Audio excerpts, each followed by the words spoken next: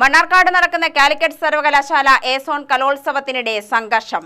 സംഘാടകരായ UDSF നേതാക്കളും KSU ഭരണത്തിലുള്ള Ottapalam NSS കോളേജിലെ മത്സരാർത്ഥികളും union ഭാരവാഹികളും തമ്മിലുള്ള വാക്കേറ്റമാണ് സംഘർഷത്തിലേക്ക് നയിച്ചത്.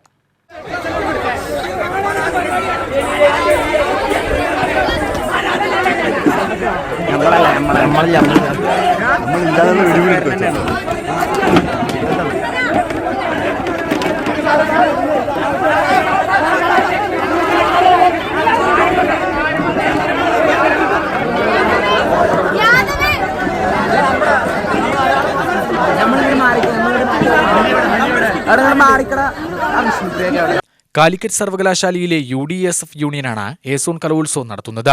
മണ്ണാർക്കാട് MES കോളേജാണ് പോയിന്റ് നിലയിൽ മുന്നിലുള്ളത്.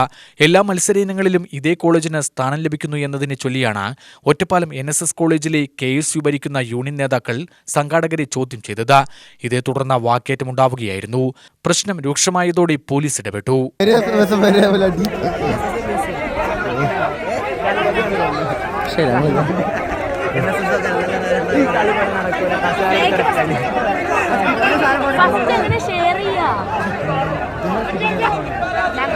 UTV news Palakkad.